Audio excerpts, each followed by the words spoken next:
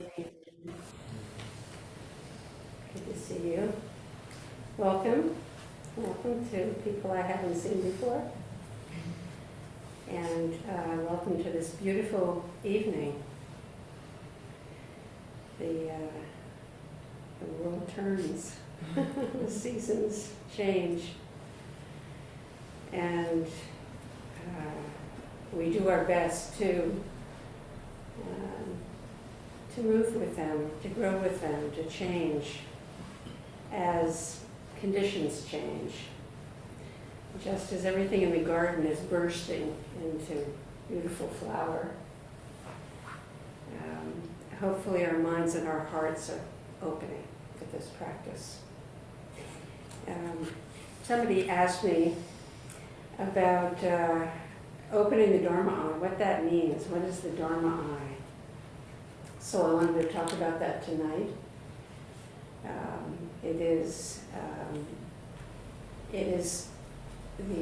I think at times it was referred to as the third eye. It's the eye, the spiritual eye, the eye that sees most broadly and all-encompassing the truth of all circumstances. Sees deeply into all of our human experience and into just the nature of the way life unfolds. Opening the Dharma eye, the general context for it is we are in a Dharma tradition. There are ancient teachings that are so minutely all-encompassing. And over time, we hear of them, we learn about them, we study them. Over time, the eye, the view that is contained in the Dharma teachings becomes, we align with it, we really get deeply what it's pointing at in our own experience so that we can trust that our ability to see deeply and to notice when we have drifted into the ordinary mind, which is the mind that suffers and grasps and mistakes the nature of what's going on. So the Dharma eye is long in refining and continually, it's a continual practice, seeing deeply. I don't think that there's any end to it. So I wanted to talk more about it tonight.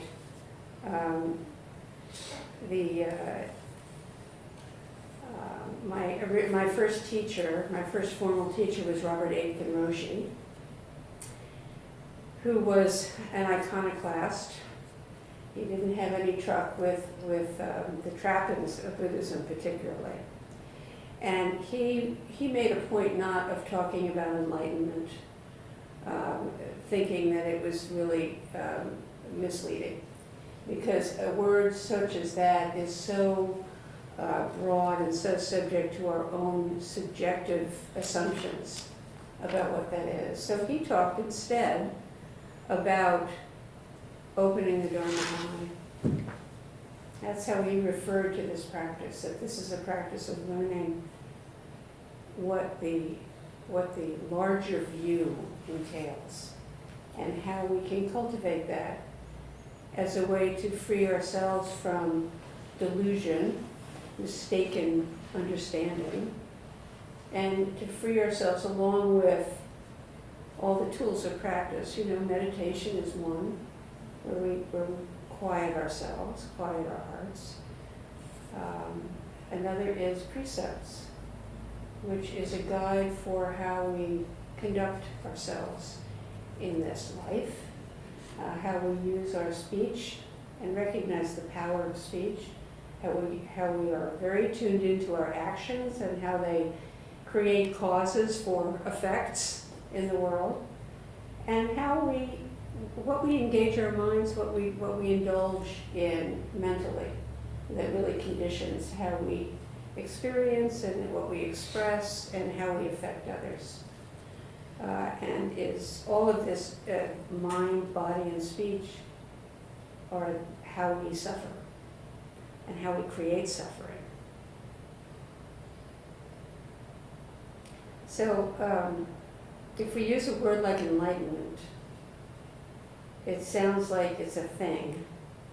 It's a fixed thing that's somehow separate and different from what we all have access to. Something different and separate from presence, cultivating presence, deep and thorough presence. We talk about it as something that's separate from our usual mind, and it's out there, in the future sometime. It's a prize that we get, even though we don't know what it is. And it's apart from us. So I appreciated how Aitken Roshi did not talk about enlightenment. They talked about opening the Dharma eye, which is, it's a verbal engagement. We very actively open the Dharma eye, just as when we sit Zazen, we're still, we're quiet, but it's a very active presence. It's a very continually flowing activity of stillness and presence and awareness. And whatever comes into the mind also keeps going. You know, when you're paying attention, you notice, wow, this is a parade. This is the parade of my little mind. But we stay and keep breathing, because the breath just is neutral. It's neutral, although it can get very detained by thought. When you're anxious, the brain, the breath can get detained in certain ways and held up. When you're very depressed, the breath can become quite suppressed.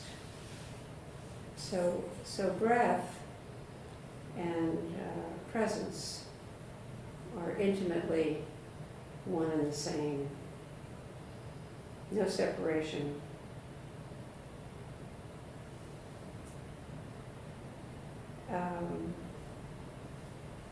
So when I started practicing a long time ago, and Aitken Roshi was the first formal teacher that I had, and I had I did a 3-month intensive at his center in Hawaii.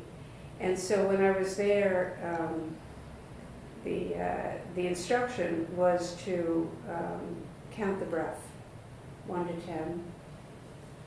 And some of you may use that practice, counting the breath or counting 1 to 3 as a method for a mind that needs to have something to be paying attention to specifically. So you count and you pay attention to the count. And I took up that practice, which I hated, because I thought, if he really believed in me, he would give me a real practice. This is just nothing. I had so many ideas about, and you know, the phrase now that's used a lot is, it's not what you think. And there I was thinking, this was just a piddly little practice, but finally I got around to it, because he kept saying, no, this is the root, this is a good practice. So I started doing it and had the experience at a certain point of just counting. It was just really simple. It was just like, oh, just count the breath.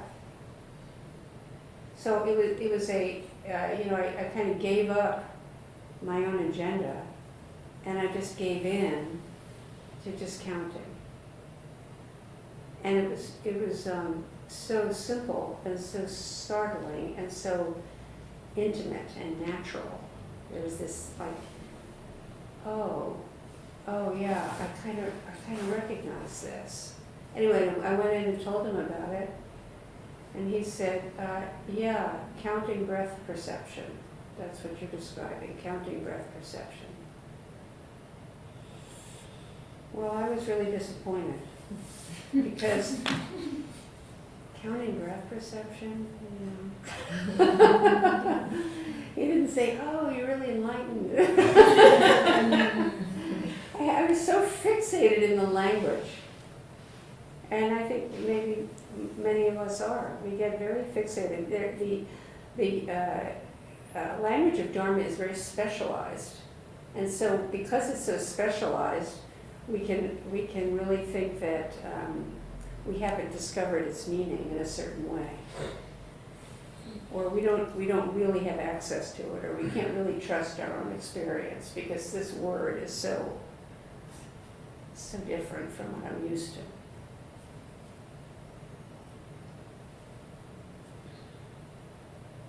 So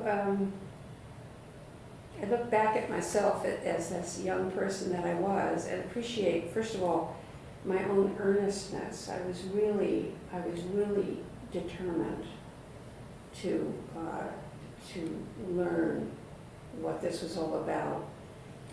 Oddly enough, and this may be true for all of us here, even if you have no idea what it's all about, there's something about it that is so authentic. You recognize it, even though if somebody were to say, well, what is it? You wouldn't know what to say, which was true for me for many years. I had no idea.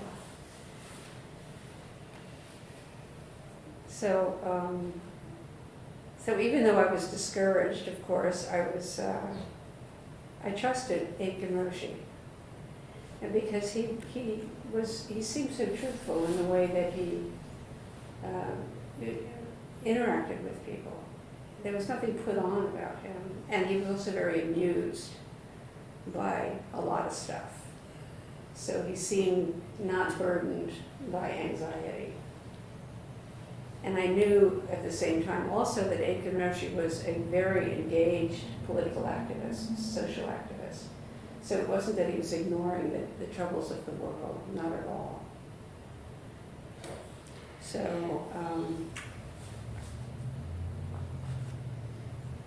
So what I started over the course of time then, I recognized that the discouragement at that time was part of the tendency to depend on language to know the world. That language intervenes, words intervene between our direct experience and what is deeply unfolding. Language that we're really used to comes between us and our direct experience. But the Dharma doesn't depend on language or concepts as the basis of experience. So when we talk about opening the Dharma eye, we have changed the basis of our experience from what's said about it to what we are directly experiencing.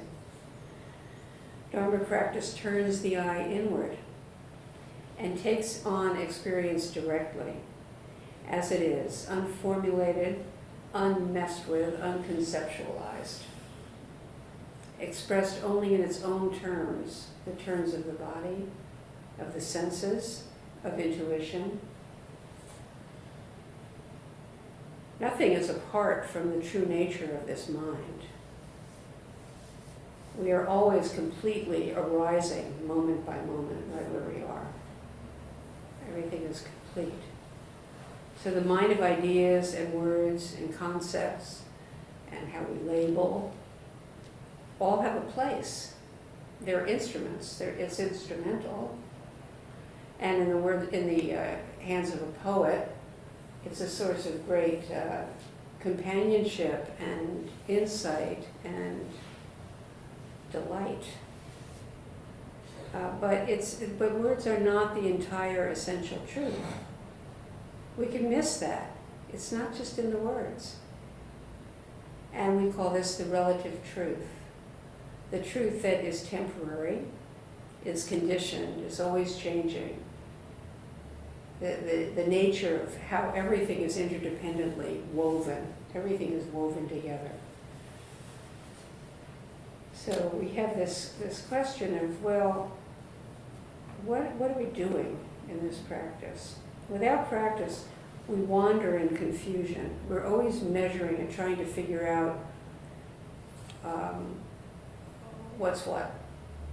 Because there are a lot of forms of explanation being freely offered everywhere we turn. And not a whole lot of help learning, teaching us, helping us, supporting us, encouraging us to refer directly to experience, which in the language of philosophy, that's phenomenology, you know? It's just what is, or the language of journalism, what, where, how, you know, just the specific in all the many forms. What is the wholeness? What is the entirety of this? So the Buddhist path points out that there are three characteristics of anything that makes up our experience. Any conditioned forms, that's the language, that's the way we talk about it, whatever is conditioned. All dharmas, phenomena, are impermanent. And we really encourage everybody, all of us, to practice recognizing that. That's part of having an open Dharma eye. It's just noticing the impermanence of absolutely everything. You know, an ice cream cone melts in the sun very quickly. A rock may take thousands of years. Right, so depending on the condition, the materiality, impermanence manifests more or less quickly or slowly. So whatever fills our awareness, whatever occupies our attention and awareness, any form or object, a thought, a mood, sensation, whatever shapes and fills our attention and makes up the qualities of consciousness is impermanent. And we watch this any old time, any time at all. Continually, constantly, the flow of impermanence. The second is, aspect of all conditioned things is they influence every other thing. So the influences are flowing, continually flowing back and forth. Everything interacts, inter-is, in the words of Thich Nhat Hanh. So the tulips in the garden are, because the sunshine, the rain, the soil is. The soil is because of the microbes, the worms, the beetles, the rocks. Because trees and the grasses shed. The rocks are ground and whipped into dust by the wind. As John Muir said, when you try to pick out anything by itself, you'll find it hitched to everything else in the universe. I think that's a wonderful way of talking about interdependence. And it's really fun to think about anything and how it is, it connects with everything else. So let's think of an object.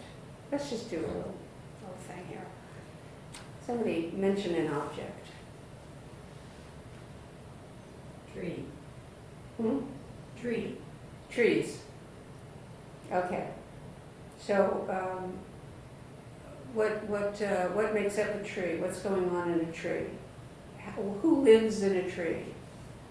What's the community in a tree? Well, water. A lot of worms, microbes. Bugs. Bugs. Bugs. Lichens or moss. Lichens, moss. Ferns. Fungi. Fungi. Birds. Squirrels. Yeah. What happens when the lightning strikes and it falls? Things grow in it. Things grow in it. Things grow in it, yeah. Becomes soil. Yeah, it starts to break down and develops into the floor of the forest and becomes home to burrowing critters, perhaps? Snakes, spiders, right?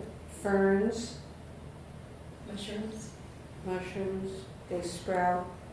So that's one, the biome is one way to look at it. What about some manufactured item?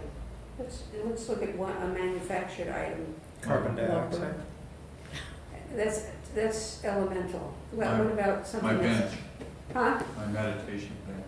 Your bench, made of wood.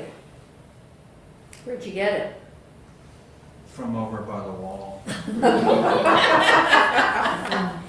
Somebody made it Mhm. from a tree, right?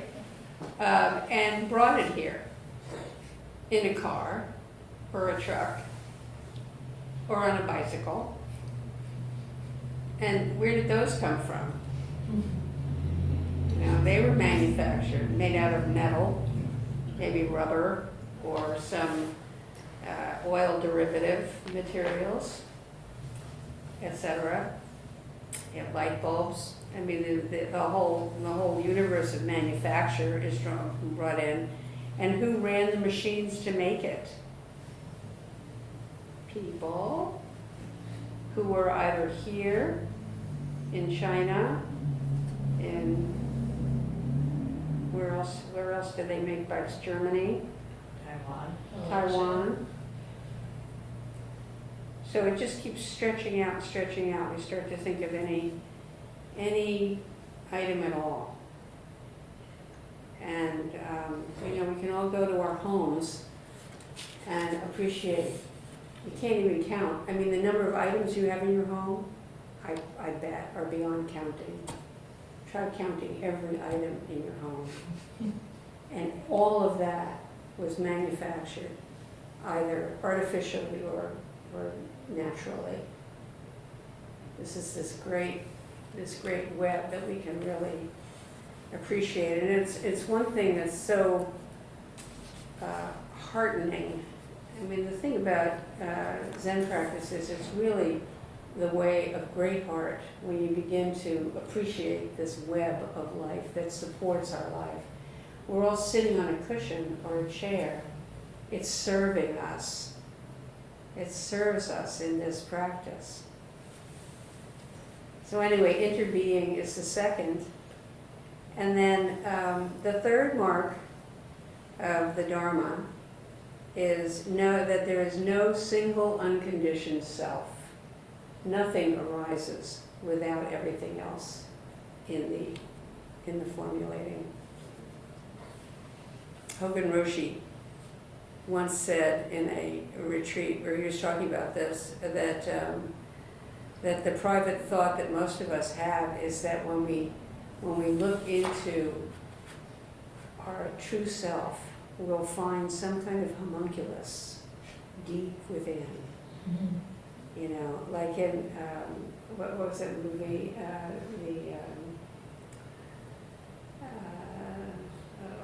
can't think of the name of it, where they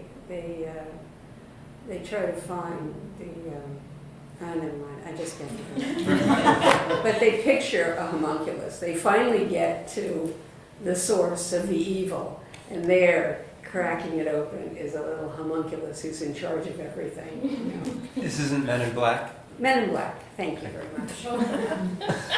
If you haven't seen Men in Black, it's a great movie. It's very funny.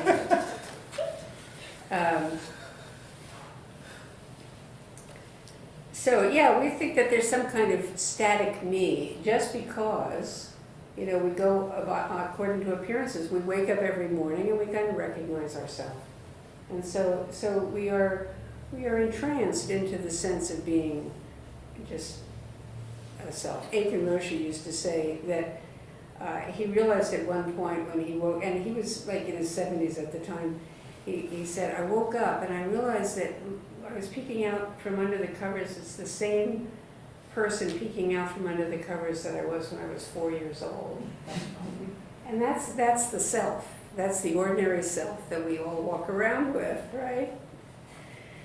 But the fact is much bigger than that. We are as temporary as every other form, every other conditioned form. So even though we know, all of us know, that everybody dies, you don't, except us. Except me, I'm the exception. So that's the identifying with permanence.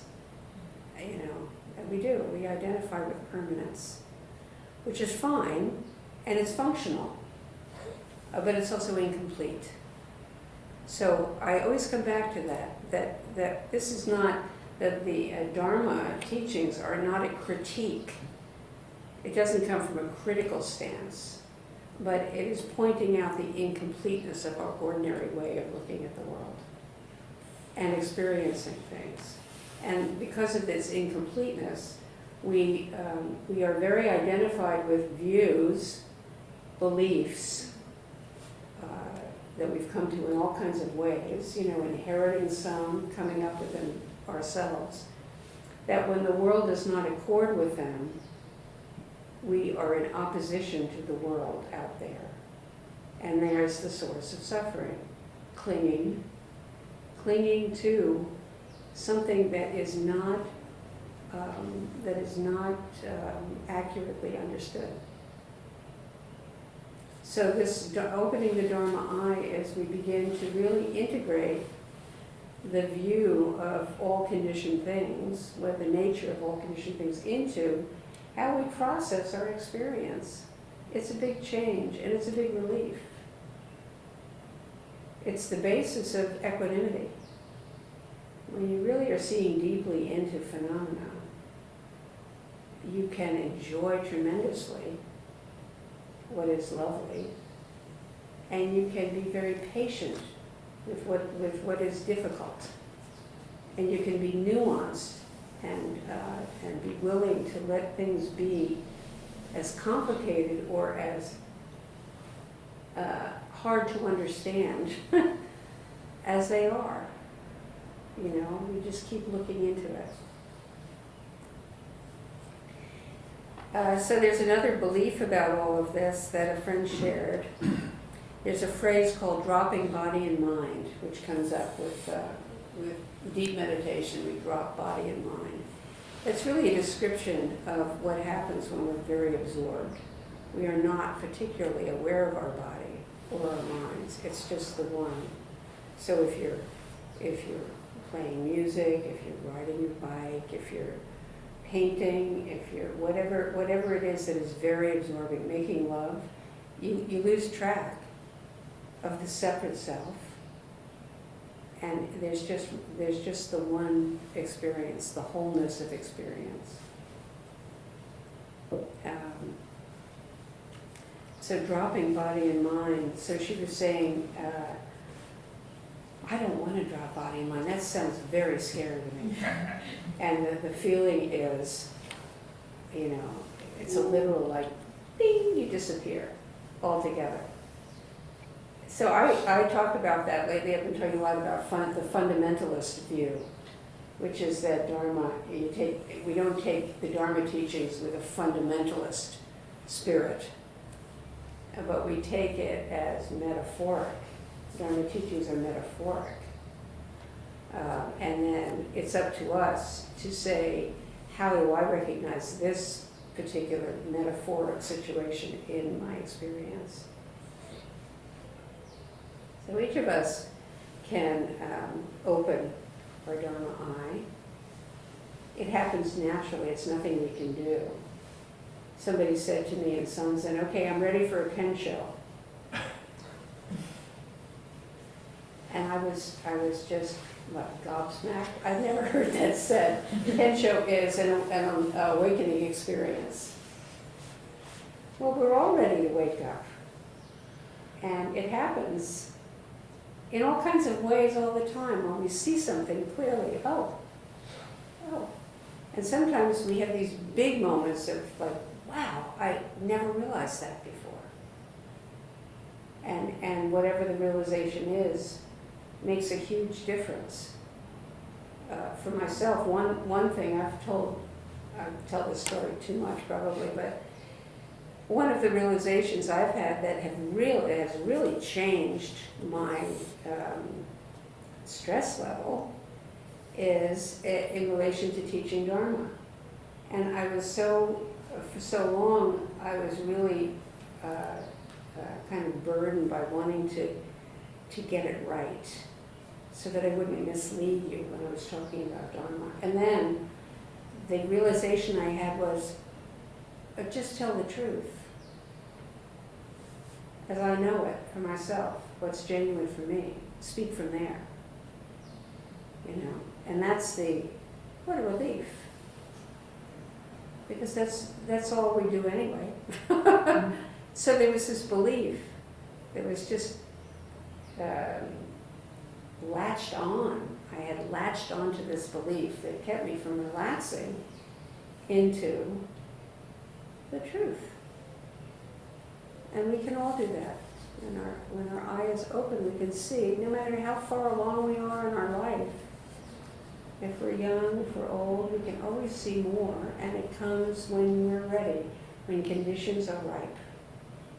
Which is one reason why, since Zazen is a prime conditioner for awakening, for insight, we stress daily Zazen, always coming to stillness every day.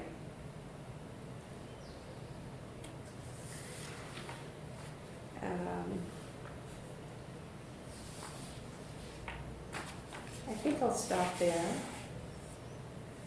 and invite any questions or comments. Anything that, yeah, Megan. I've always really enjoyed your expression of the Dharma eye, and I realized when you were speaking that I had interpreted as developing the Dharma eye. As what? As me developing the Dharma eye, and as opposed to the fact that it's always been there. So I don't know if your teacher talked about that at all, was because I realized I've been in some cases striving to open it, creating it. That's great. That's really good. We all have it. I mean, one of the things that's lovely when somebody new comes and I get to know a new person, I see their clarity, even if they don't. We call it opening the Dharma eye. We have it because we are Dharma. We are phenomena. That's the soup that we're part of. Is we're in a dharmic soup. And so opening the Dharma eye is opening to where what it is. Yeah. It's always here. And we have our whole life as examples of the Dharma. And then when the Dharma eye is open, everywhere we go proclaims the Dharma, says Dogen. Everything proclaims the Dharma when your Dharma eye is open. And what does that mean? That's not anything mysterious, actually. Everything is impermanent. Everything is interdependently arising. There is no fixed, inherent selfness to anything. You can see it everywhere when the Dharma eye is open. But we all forget. So what I think is wonderful is that we can, Hogan always says, you can't fall out of the universe. You can't fall out of the Dharma. So we forget, and we get reentangled, and then we remember. Ah, okay. It's one reason why we have a Dharma center. We all forget, but when we come to the center, we remember. Yeah. So I think one of the things that draws people to practice, even before you know what it's about, is the Dharma eye sees. You may not get that. You may not understand it. You know, there is such a thing as the unconscious, which is that aspect of consciousness that is not immediately available to us, but we are acted upon by it. Yeah. Yeah, thank you for that question. Yeah. I met Aiken Roshi in Hawaii at his home. I met Aiken Roshi in Hawaii at his home and interviewed him for an afternoon. What shocked me was driving to his home was he was near Kilauea, and there was lava flowing everywhere Yeah, at that time as there is now, and just the amount of impermanence surrounding him. And when I spoke with him, I was taken by his story. He indicated that his interest in the Dharma, the pathway began when he was in an internment camp yeah, in Hawaii. He was a citizen of war. He wasn't a soldier, but he was a citizen and was rounded up by the Japanese. And he asked them, he said, "I'm interested in the Dharma." And they're like, their mouths hit the floor and said, "Well, we will make that available to you." And that was the first baby steps, if I'm saying that correctly, in his pathway. well, he met Blythe in the camp. In the camp, okay. Yeah. Okay. And Aiken Roshi was a literary person. Yeah. And so he took to Blythe's writings and then he began studying, yeah. Through Yeah. that. Again, something so negative to perceive negative, isn't it?